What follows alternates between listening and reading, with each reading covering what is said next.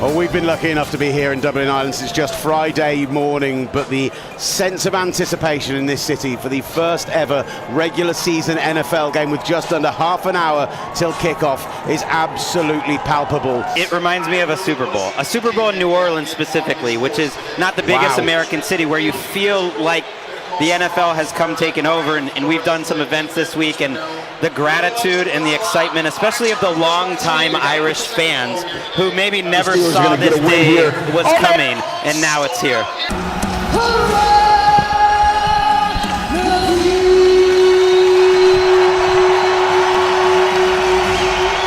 And plumes of smoke go up from the stand opposite us in the green, white and orange of the tricolour. What an astounding rendition of Alron Naveen from Irish singer-songwriter Lyra.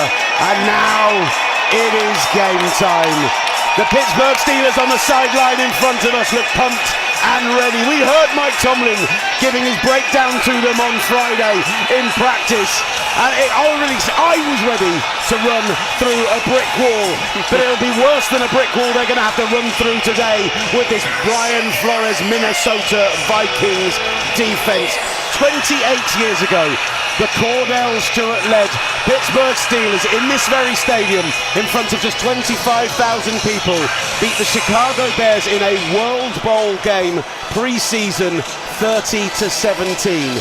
For all of those years, the Dubliners have watched London, Berlin, Frankfurt, Rio next year, Sao Paulo, Mexico City, Toronto, all of these other world cities get their crack at international football. And as we get ready to kick this game off, those 28 long years will feel very, very short, because in a phrase coined locally here in Dublin, Ireland, good things come to those who wait. And immediately Rodgers taken down at the 25-line, opening snap of the game, and he is already on the ground.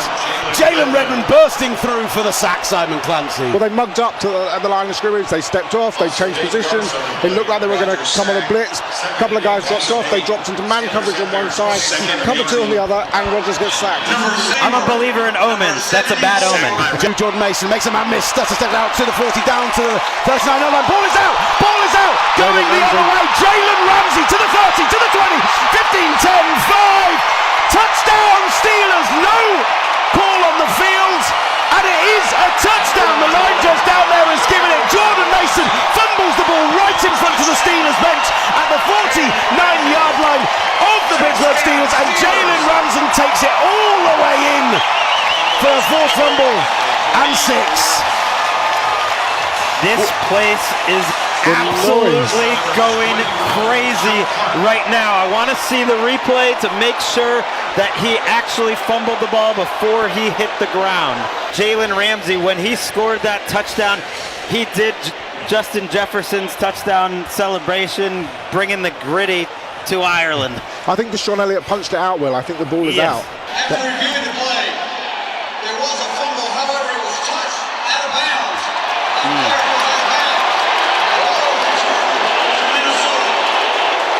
For Wentz, the important thing now is don't turn the ball over. Don't force the ball.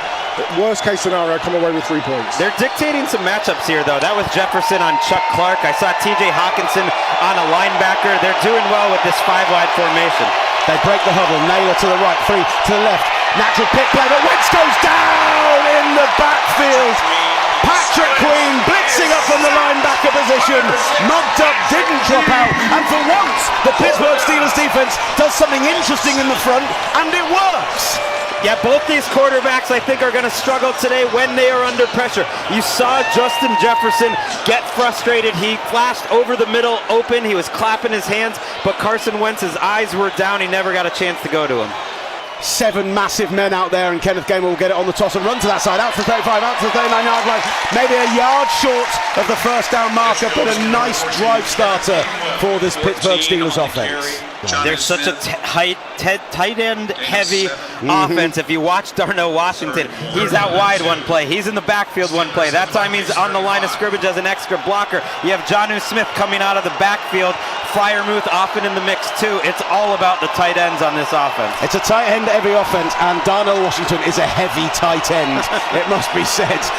But they do go 4 wide on the next play. They've got Kenneth Gainwell in the backfield, 3rd and 2 from the 35. Big moment here for the Steelers early doors in this game as they do go down the left-hand side. Look at the DK Metcalf jump ball out to the 14-yard line of the Minnesota Vikings, and that will be a Pittsburgh Steelers first down into the red zone. Ivan Pace on the coverage. Great throw, man coverage on the outside, back shoulder ball to DK Metcalf. You take that every day, eating the Vikings lunch. Sorry, it was Jeff Okudah. The 8 and the 0 from here look very similar. Jeff Okudah on DK Metcalf is a matchup I'd look for all day if I can get it if I'm Pittsburgh. And when Aaron Rodgers throws in rhythm like that, he still looks like the old Aaron Rodgers. Send the tight end in motion. It goes to Gainwell. Gainwell, touchdown! Steelers over the left-hand side of that line. They got incredibly heavy, the Pittsburgh offense, and it's 6 on the board for the first time today. 55 seconds left in the first quarter. Steelers 6, Vikings 3. The Steelers offense early in games when they're on their script has looked quite good this year. I love what Arthur Smith did. They played a little up-tempo. The matchups, they basically were dictating to Brian Flores in that drive. You almost forget that you're in Dublin. It feels like we're in Pittsburgh right now. Oh, there was a false start on the offense. I could not hear Brad Allen, and we've got a special link to his mic that lets us hear him. It's so loud in here that wasn't enough. This is pin your ears back now, 3rd and 12 with Herbig, with TJ Watt and Justin Schooler on the field. TJ Watt unsurprisingly lining up on the left-hand side of that line. Nick Herbig on the right. Cam Ward lining up wide. He's almost on the left tackle as he is lined up in this formation. They're showing pressure potentially off the right-hand side. Mason does go out and offer a potential check down. Wentz is flushed down the pocket. Wentz is taken down at the 40-yard line, and it is that man, Nick Herbig. Simon Clancy giving him all the love pre-game, and he picks up his 2nd sack of the season to take Wentz down at the 40-yard line and force the Vikings into a punt. You could almost feel the panic from Carson Wentz from here. The formation that you pointed out before mixed them up. Herbig ends up going inside, Hayward on the outside, and he ran down Carson Wentz. That was not a fair fight. Yeah, I've just kept an eye on number 80, Darnell Washington, all game because it's hard to miss him. But one thing I've thought about with their offense this year is they can use him even more. He hasn't had as much playing time. I'm not sure I've seen a snap without him on the field today. He's been a bigger part of the game plan and sets up a lot of the things that they do. Oh, 6'7", 264 pounds of him. That's pretty much 3 Greg Rosenthal's, I think, on the field at one time. Mount Washington. 12:28 left in the second quarter. 7-3 the Steelers lead, and they get the ball back on their 20-yard line. Rodgers in the gun, single back in alongside him. 1 receiver left, 2 receivers to the right. Heavy line with, guess who, Darnell Washington there. Ben Skoranek goes in motion, fakes the handoff to Gainwell over the middle. DK Metcalf out to the 40, 45-50, 45-40, 35-30. He's got a block ahead of him with Calvin Austin. Down to the 10, down to the 5. Touchdown! DK Metcalf, absolutely sensational for the big man they brought in from Seattle. And a 2nd touchdown for the Pittsburgh Steelers. This crowd has gone absolutely wild. You wanted a Steelers moment in Dublin. You got one. DK Metcalf over the middle. Multiple Vikings with a chance to tackle him, except they didn't have a chance because none of them have the speed of DK Metcalf. That's why you trade for him, but what a job by Calvin Austin blocking down the sideline to allow DK Metcalf to get in. Great throw over the middle, great job by DK Metcalf cutting off angles, and Calvin Austin, and a superb job as Boswell puts the extra point through. A great job by Austin, one of the smallest players on the offense. The 80-yard Metcalf score is the longest touchdown through the air in all 40 NFL, UK and Ireland games. Only returns have been longer. Aaron Rodgers 9 for 9 for 145 yards on a day that I started out saying he looked old and struggling against pressure. I mean, Ireland's being treated to vintage Aaron Rodgers here, Will. Carson Wentz brings Mason into the backfield alongside him. He's got a stack of 3 receivers to the left and Hawkinson to his right. Holds the ball under some pressure over the middle, looking for Addison, doesn't find Jordan Addison, instead it's a Pittsburgh Steeler going down, interception to Sean Elliott, a huge game for him so far today at safety, and now another turnover for the Pittsburgh Steelers, and the Minnesota Vikings in some trouble here in Dublin. On first thought, Will, I thought it was just a terrible throw because he had Addison wide open. It clearly gets tipped to the line of scrimmage. But, I mean, they had exactly what they wanted defensively. They got him into exactly the formation they wanted to. Addison is wide open across the middle. Look, the bounces are going the Steelers' way. I know they didn't get the good call there, but they get the deflection and they get the interception in a huge moment. Rodgers just takes a moment to check the play yet again with 3 wide to the right. He's going to take a 4-step drop back, rolls out to his left hand side, evades pressure. Rodgers on the scramble, out to the 30, down to the 25, down to the 20. First down, Pittsburgh Steelers on the Aaron Rodgers scramble, but the ball comes out right at the end, and the man falling on it for the Pittsburgh Steelers looks like it's possibly number 77, Broderick Jones. So much just happened in that last 10 seconds. Rodgers looking like 30-year-old Rodgers again before he fumbles the ball, and Broderick Jones saving the turnover. That was a great forced fumble by Jonathan Grenard. It's the second straight week Rodgers has had an ugly fumble, and both times the Steelers have recovered it.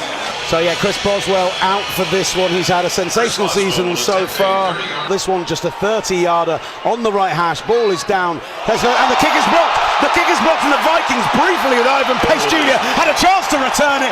He fumbles it, but it's Isaiah Rodgers again, the hero last week, getting in, blocking the field goal, and they've managed to restrict them to 0 points on that long drive. Potentially a momentum shifter for the Minnesota Vikings. I mean, Isaiah Rodgers needs to get on the phone to his agent at half-time because he needs a better contract. I mean, what he's done for the Vikings in terms of turnovers over the last couple of weeks is astonishing. Everyone's begging Terrell Austin to throw more at them. When you throw something at them and you've got a player like Justin Jefferson, they can do something under pressure. Wentz in the gun, 5 wide again. He's got time, steps up in the pocket, under pressure, out the 45, finds Jefferson out the 20, wide open, 15. He slips on the turf down to the 12-yard line. That was possibly a touchdown as Jefferson smashes the ball into the ground in frustration. But a huge pickup. Peyton Wilson eventually on the tackle, and now it's going to be 1st and 10 from the Steelers 13. Is this 2017 where we've got classic Aaron Rodgers versus classic against classic Carson Wentz? Ball comes down, ball is up, kick looks very good to me. Through the uprights, 12 seconds remain in the first half. The Pittsburgh Steelers lead the Minnesota Vikings 14-6. And now it's going to be a 2nd and 11 from the 45. Fake handoff, Wentz under pressure again, goes down again. Keanu Benton hits him right around the 50-yard line. He'll lose 5 on the sack. And the Steelers defense are really feeling themselves up front right now. TJ Watt and Keanu Benton meeting at the quarterback, and that's not a meeting that I'd like to be in the middle of particularly. Carson Wentz in the gun, 5 wide again. Got Addison out to the left-hand side and feeling out there as well. He goes over the middle, ball is blocked to the line of scrimmage. TJ Watt takes it away from him, out to the 40, down to the 35-yard line. The pass is tipped. TJ Watt comes down with it, and the Pittsburgh Steelers have another takeaway. And up 14-6, they are putting Carson Wentz under duress time and time again. TJ Watt in the sideline in front of us, fired up. Wow. I will not forget TJ Watt ripping his helmet off and asking the crowd, how do you like this? This Steelers defense is absolutely ravenous right now. Croke Park, Dublin, are you not entertained? Cam Hayward gets his hands on the ball, goes up in the air, and TJ Watt, like a big beach ball, comes down into his hand. But as Greg said, when he takes his helmet, he also gets the ball and punts it into the crowd. Fantastic. Rodgers under centre, Gainwell again in the backfield. Washington in motion, Gainwell gets the ball. They had an option to get him in the backfield. They don't get him in the backfield. Instead, he bungles his way into the end zone for a Pittsburgh Steelers touchdown. A second Kenneth Gainwell short yardage run of the day. 20-6, the Steelers now lead in the sunshine of Croke Park, Dublin. Blocked beautifully, Greg. The motion Darnell Washington in from outside. Just blocked beautifully. you can't ask for more than that. If you're Mike Tomlin, if you're Arthur Smith, in terms of how that play worked out, that was just fantastic. And they just mashed them down the field. They didn't put the ball up for grabs. Rodgers, I'm sure, would have wanted to throw it, but just hand it off, hand it off, hand it off, hand it off. Are we seeing the Steelers offense truly come back to life as Chris Boswell's extra point is good, giving the Steelers a 21-6 lead, 2:23 left in the third quarter here in Dublin, Ireland. The sing-along for Zombie is absolutely huge. I'm going to let it ring out for a moment around Croke Park, Dublin. Just soak this in.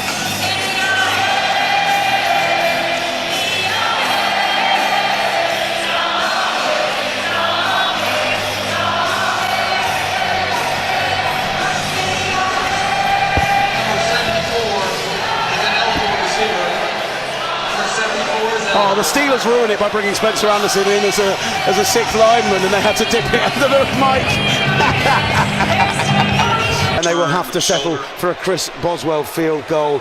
I mean, if you're the Vikings, I guess that's a win, but it's still going to be a 3-score game. And suddenly a 24-6 game, an 18-point game, meaning the Minnesota Vikings need 3 scores. This is Renegade by Sticks. Every Steelers fan knows at a home game, it's not at the exact same time every week. It's at the right time. And right now is the perfect time for all the Steelers fans all over the world to start partying. Third down, the sun comes out on the stand on the far side from us here at Croke Park, Dublin. Ball is at the 16-yard line. 3rd and 3 for the Minnesota Vikings. 7:56 on the clock already. Taken 3.5 minutes off on this drive. Wentz in the gun, 5 wide with Jefferson and his running back out to the right-hand side. 3 to the left, stomps his feet, looks for the ball, brings Xavier back in line. Patrick Green shows pressure, then drops out. Wentz is under pressure, has to scramble, goes for the end zone. Touchdown! Touchdown! Justin Jefferson in the back of the end zone. In fact, it's not Justin Jefferson, it's Xavier Scott. It's Xavier Scott on that far side. Touchdown, Xavier Scott. I just assumed on that deep route that was going to be Justin Jefferson, and instead it's the running back who is having himself a day. Look, I'm going to give you all the credit in the world because you called that a touchdown before the officials even did. You saw it from up here, and that was the old Carson Wentz making a play. 2-point conversion. Jefferson goes from right to left. Wentz just a single step drop back, goes to the back of the end zone. Jalen Naylor rules him down.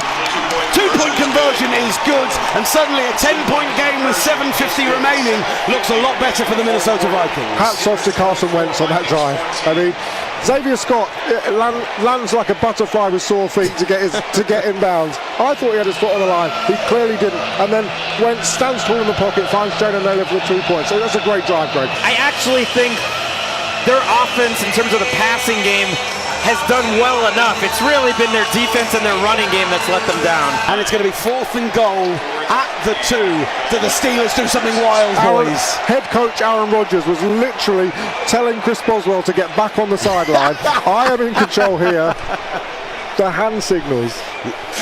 I think it's the right call, though. Rodgers is so upset right now. They're taking him off the field. He's yelling that they should go for it, and I agree. Rodgers came off the field, got in Tomlin's face about the 25-yard line, told him the offense are staying on the field, and the offense are staying on the field. I've never seen Mike Tomlin stand down to a player in my life, let alone in this kind of situation, and yet it looks like they're going to go for it. They do give it to Gainwell. Gainwell off the left.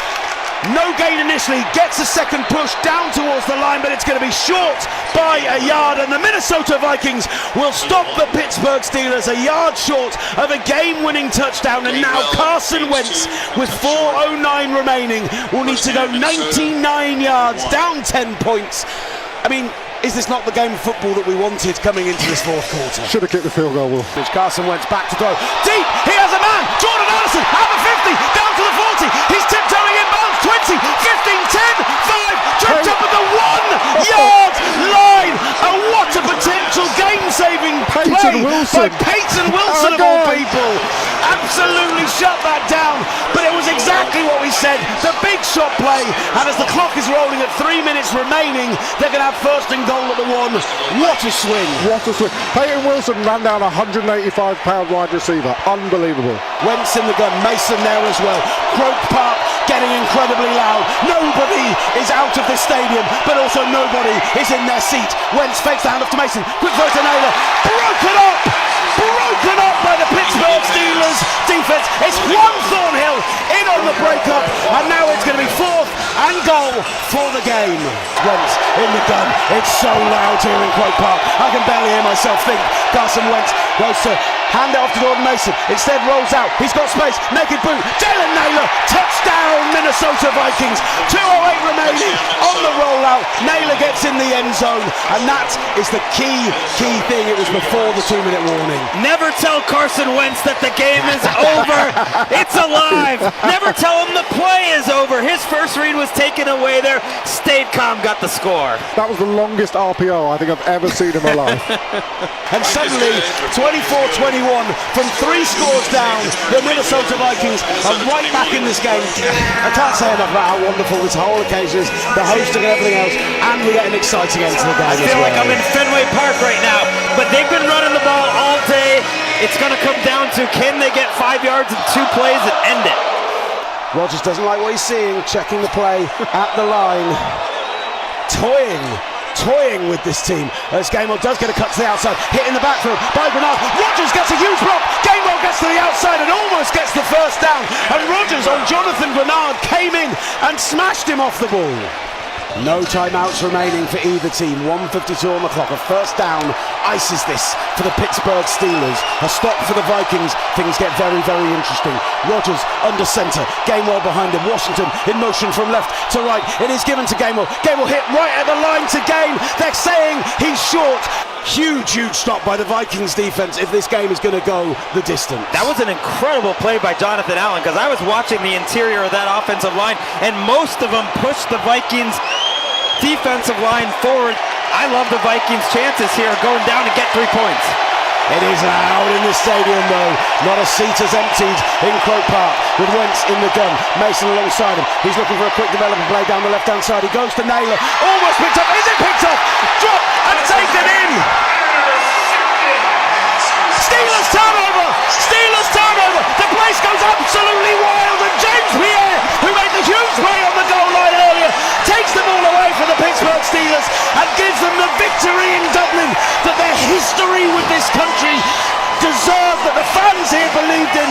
And 24-21 will be how this one ends, and it's thanks to the Steelers defense once again. That's why Mike Tomlin's going to the Hall of Fame.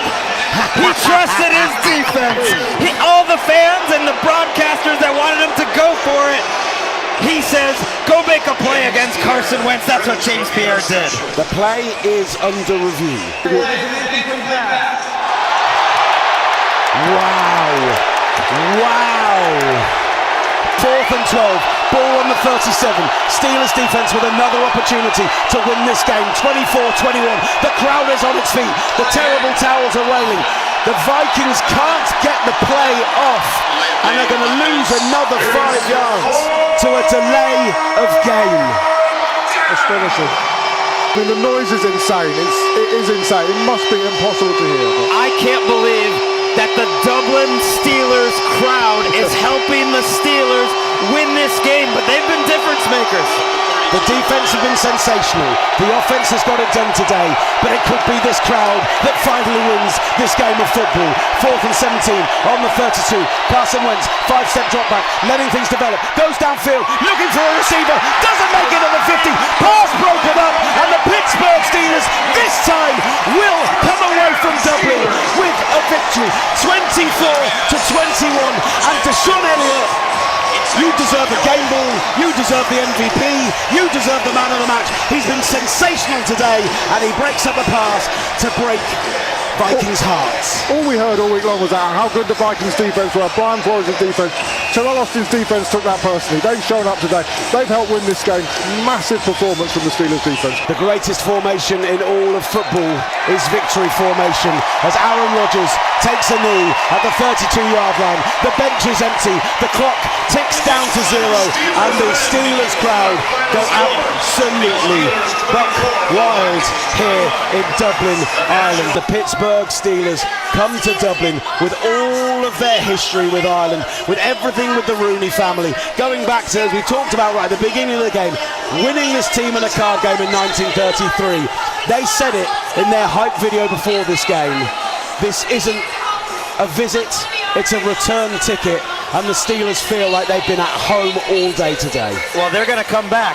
The NFL is coming back to Dublin, and I bet the Steelers will be raising their hands and say, we'll go back too, because they had a home field advantage today, and in that last sequence, I really believe that the crowd noise, along with the frenzied defensive effort, affected the Minnesota Vikings, and they were not ready for that moment, and just as a neutral fan, am so happy that the game ended that way. I'm sure Steelers fans don't love that they had to sweat it out, but ultimately they got to see in Dublin the best that NFL has to offer. A lot of offensive plays, defensive plays, strategic decisions, some boneheaded penalties. Like, it had a little bit of everything, and I'm just so glad that they got to see a great show today. Yeah, if you're the Rooney family, if you're the NFL commissioner, if you're the people that work so hard to get the game here, you're leaving here thinking we could not have had a better 3-4 hours than we've just had. The excitement, the entertainment,